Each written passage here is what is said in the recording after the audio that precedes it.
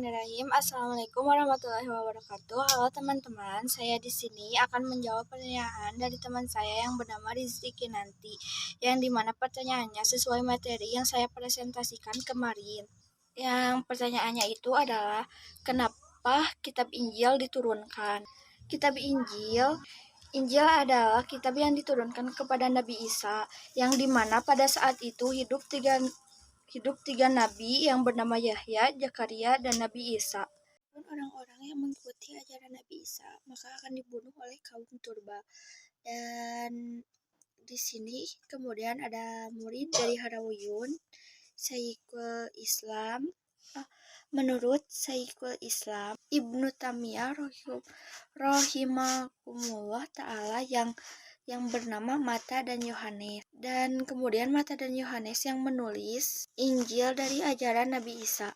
Kepadanya kemudian Injil disebut Injil Matta dan Yohanes. Adanya juga tabi'in yang mencatat ajaran murid Nabi Isa. Tabi'in tersebut adalah Lukas dan Markus. Kemudian jadilah 4 Injil. 4 Injil inilah yang menjadi rujukan semua orang Nasrani. Ada 40 Injil, tetapi yang diimani ada 4 Injil yang disampaikan dari murid Nabi Isa, yaitu Matta dan Yohanes. Dan ada juga murid dari muridnya Nabi Isa, yaitu Lukas dan Markus. Di sini orang-orang menyebutnya ada Injil Isa dan Injil Yesus, tetapi yang saya ketahui bahwa di sini tidak ada yang namanya Injil Isa ataupun Injil Yesus. Bahkan kepada penulis Injil yaitu Matta dari Matius. Kemudian Lukas, setelah itu Yohana atau Yohanes. Kemudian Markus. Oh iya, di sini juga ada cerita, di mana cerita itu adalah ada yang bilang bahwa Nabi Isa itu adalah yang disalib. Nabi Isa itu orang yang disalib. Padahal Allah mengatakan bahwa itu bukan Nabi Isa, melainkan orang yang mirip Nabi Isa. Dari situ juga saya mendengar bahwa ada cerita bahwa Nabi Isa itu hilang dan murid-murid Nabi Isa mencarinya, dan setelah sudah lama tidak ketemu karena Nabi Isa itu sudah ada di atas bersama Allah Subhanahu wa taala. Kemudian murid-murid Nabi Isa juga menyebar untuk berdakwah tauhid, mengajar dan berdakwah tauhid kepada orang-orang yang di sini juga Nabi Isa pernah disebut sebagai anak zina, yang dimana ibunya adalah pezina. Dan di sini juga kitab Injil itu diturunkan karena untuk untuk kembali mengesahkan Allah, mempercayai bahwa Allah itu ada dan tiada Tuhan selain Allah. Dan kenapa sih kitab Injil itu diturunkan? Karena untuk kembali mengesahkan Allah Subhanahu wa taala, membenarkan kitab Taurat dan menghapus beberapa hukum dalam kitab Taurat yang sudah tidak sesuai dengan perkembangan zamannya. Selain itu, kitab Injil juga menjelaskan akan datangnya nabi terakhir, yaitu Nabi Muhammad SAW.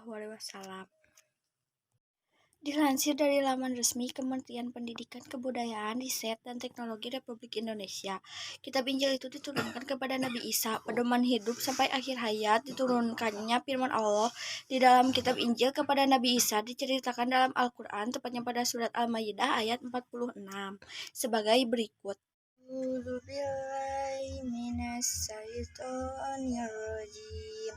Bismillahirrahmanirrahim. Wa qafaina ala asarihim bi Isa bani Maryam musaddiqal lima baina yadayhi minat Taurati wa atainahul injila fi hudaw wa nuru wa musaddiqal lima baina yadayhi minat Taurati wa hudaw wa mau'izatal lil muttaqin. Sadaqallahul azim.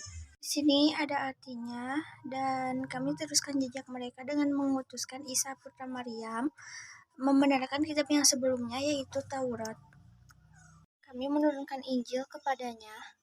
Di dalamnya terdapat petunjuk dan cahaya yang membenarkan kitab sebelumnya, yaitu Taurat, sebagai petunjuk atau pengajaran untuk orang-orang yang bertakwa. Quran Surat Al-Maidah ayat 46. Kitab yang diturunkan pada awal abad pertama di Yerusalem ini merupakan penyempurnaan kitab yang telah diturunkan sebelumnya, yaitu kitab Taurat.